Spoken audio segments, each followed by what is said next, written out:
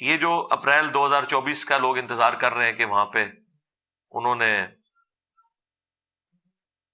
جو 5 ہائفر منگوائی ہوئی ہیں گائے، ان کی قربانی کرنی ہے، اور اس کے بعد انہوں نے وہ ایکٹیویٹی پرفارم کرنی ہے، ٹیمپل کی تعمیر دوبارہ سے شروع کر دینی ہے، اس کے لیے قربان گاہ بھی انہوں نے بنا لی ہے. تو عین ممکن ہے کہ یہ ایکٹیویٹی پرفارم ہی نہ ہو سکے. اگر ہو بھی جائے تو ضروری نہیں ہے کہ اس کے بعد وہ اگلا معاملہ بھی وہ چلا سکیں. یہ خواہش بڑے عرصے سے ان کی چل رہی ہے، اور اگر وہ بھی کرنے میں کامیاب ہو جائیں تب بھی اس کا کوئی دجال کے نکلنے کے ساتھ تعلق نہیں ہے. وہ اللہ نے اپنی مرضی سے ہی نکالنا ہے جب بھی نکالنا ہے. ہاں، ان کا یہ عقیدہ ہے کہ اس کے بعد جب تیسرا ٹیمپل بن جائے گا تو ہمارا مسایہ آئے گا. یہ ان کا عقیدہ ہے، یہ مسلمانوں کا عقیدہ نہیں ہے. ہاں، مسلمانوں کا یہ عقیدہ ہے کہ جھوٹا مسایہ آئے گا جو یہودیوں کو لیڈ کرے گا، اور سچے مسایہ عیسیٰ ابن مریم ہے جو اس دجال کو قتل کریں گے. اور اس کے اوپر میں کافی دفعہ تفصیلاً ویڈیوز بنا چکا ہوں. آج ٹاپک نہیں کہ میں اسے ڈسکس کروں، آج اس مین ٹاپک کو ہم ڈسکس کر رہے ہیں. اس حوالے سے جو اس وقت ٹیمپرڈ فارم میں تورات موجود ہے، انجیل مقدس کے نام سے جو بائبل سوسائٹی انارکلی لاہور والے ہیں وہ مفت بھی بھجوا دیتے ہیں. ویسے اس کا PDF بھی پروفیشنل اویلیبل ہے گوگل کے اوپر، اگر آپ جائیں ٹائپ کریں تو آپ کو مل جائے گا. اس میں جو اولڈ ٹیسٹمنٹ ہے تورات، اور نیو ٹیسٹمنٹ یعنی انجیل، اور باقی انبیاء کے صحائف اور زبور اور باقی جو چھوٹی چھوٹی کتابیں ہیں وہ اس کے اندر موجود ہیں. اس میں جو اولڈ ٹیسٹمنٹ ہے اس میں آپ کو ایک چیپٹر ملے گا بک آف نمبرز، گنتی کا باب. اس میں جو چیپٹر نمبر 19 ہے اس میں پاکی حاصل کرنے کا طریقہ، یہ ایک باقاعدہ پورا چیپٹر ہے جس میں آلموسٹ 22 آیات ہیں. اس میں جو یہودیوں کے ہاں پاکی حاصل کرنے کا طریقہ ہے ان کے پریسٹ کے لیے، یا ربائے ان کو کہتے ہیں، وہ ان کے لیے وہ یہ ہے کہ سرخ کلر کی گائے کو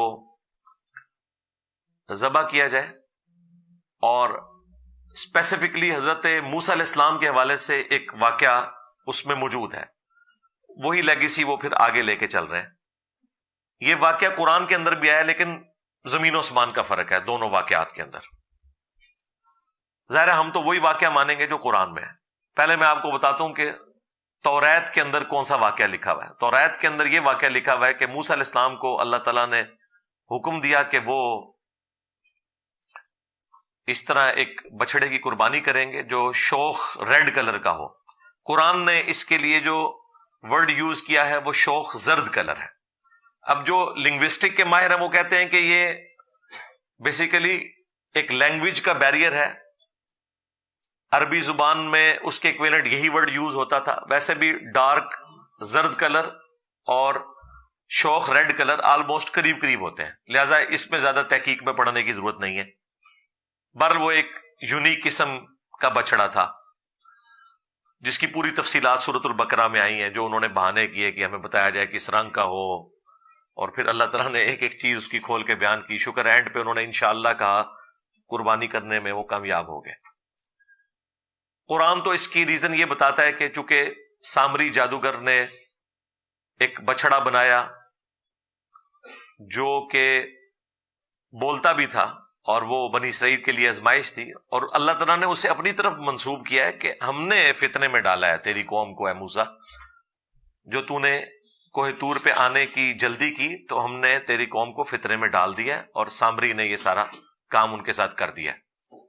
سامری کو نظر آ گیا کہ حضرت جبرائیل علیہ السلام کے پاؤں کی خاک جو ہے اس کی برکت اس نے دیکھ لی، وہ جہاں پاؤں پڑتا تھا وہاں سبزہ نکل آتا تھا. قرآن میں اشارتاً اس بات کا ذکر موجود ہے کہ اس نے رسول کے پاؤں کی خاک لی، یعنی وہ حضرت جبرائیل علیہ السلام کے، اور ان کا پاؤں تھا یا ان کی سواری کا پاؤں تھا. بہرحال اتنی تفصیلات میں تو ہمیں جانے کی ضرورت نہیں ہے. بہرحال اس کو to cut the story short, اس نے وہ بچڑے میں ڈالی اور اس میں سے آواز نکلنی شروع ہوگی، اور وہ بھی ایک رینڈم آوازیں تھی. یہ نہیں تھا کہ وہ لوگوں کے ساتھ ڈائریکٹ کلام کر لیتا تھا، بس جو بے ڈھنگم قسم کی آواز نکل آتی تھی.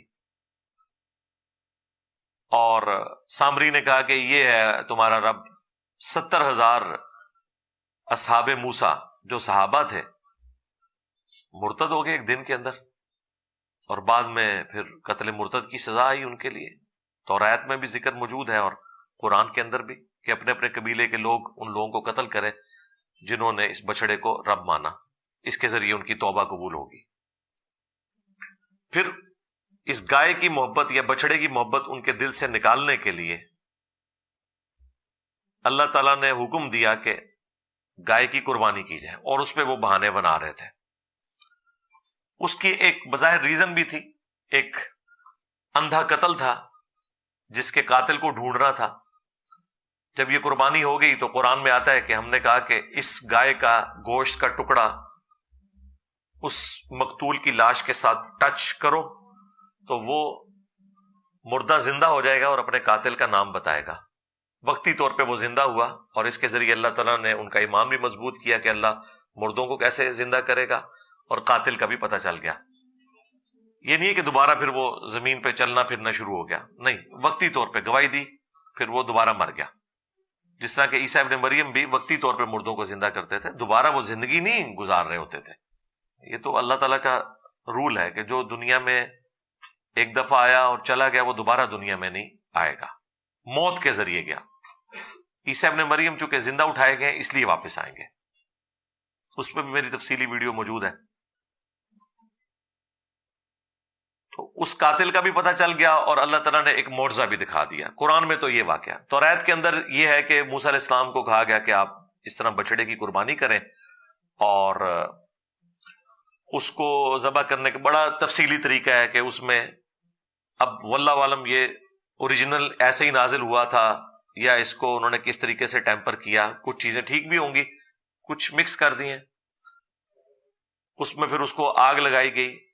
قرآن میں بھی بچڑے کو آگ لگانے کا ذکر ہے، لیکن اس بچڑے کو جو انہوں نے زیورات کو پگھلا کے بنایا تھا۔ اس میں تو اس بچڑے کا ذکر ہے کہ اسے آپ راکھ بنائیں اور اس کی راکھ کو پھر پانی سے مکس کریں، اور پھر اس کے ذریعے جو غسل کرے گا اسے پاکیزگی حاصل ہوگی۔ اور یہ ایکٹیویٹی وہ دوبارہ سے پرفارم کرنا چاہتے ہیں چند پریسٹ کے اوپر، ربایوں کے اوپر، تاکہ وہ اپنا تھرڈ ٹیمپل جو ہے اس کی تعمیر کا آغاز کریں پاک و صاف ہو کے۔ ان کے پیچھے یہ سٹوری ہے اس کی۔ تو یہ میں نے آپ کو تورات والا جو ورژن ہے وہ بھی بتا دیا کہ اس کے اندر کس حوالے سے لکھا ہوا ہے، قرآن کے ساتھ اس کا کوئی لینا دینا نہیں۔ اور یہ ذہن میں رکھیے گا کہ ہم نالج کے طور پر ضرور انجیل کو، تورات کو پڑھتے ہیں، لیکن اس کی کسی بات کو بھی درست نہیں سمجھتے اس وقت تک جب تک کہ وہ فٹ ان نہ بیٹھے قرآن کے ساتھ۔ کیونکہ سورۃ البقرہ میں، سورہ آل عمران میں اللہ تعالیٰ نے فرمایا ہے کہ ان کتابوں کے ماننے والوں نے دنیا کی محبت میں، دنیا کی دولت کی لالچ میں اللہ کی آیات کو بیچ دیا اور اپنے ہاتھوں سے کتاب میں تحریف کر دی دنیا کی منفعت کی خاطر۔ اب اس کا حل کیا ہے؟ وہ بھی سورہ آل عمران میں آیا کہ ہم نے تورات نازل کی تھی، اس کے بعد انجیل نازل کی، اور اب الفرقان یعنی اس کتاب کو نازل فرمایا جو حق اور باطل میں تمیز کرنے والی کتاب ہے۔ یہ بتائے گی کہ تورات اور انجیل کی کون سی بات درست ہے اور کون سی غلط۔ بلکہ سورۃ المائدہ میں تو اللہ تعالیٰ نے فرمایا یہ المہیمن ہے، نگہبان ہے ان کتابوں کے اوپر، یہ ڈیسائیڈ کرے گی کہ ان کی کون سی بات درست ہے اور کون سی بات غلط ہے۔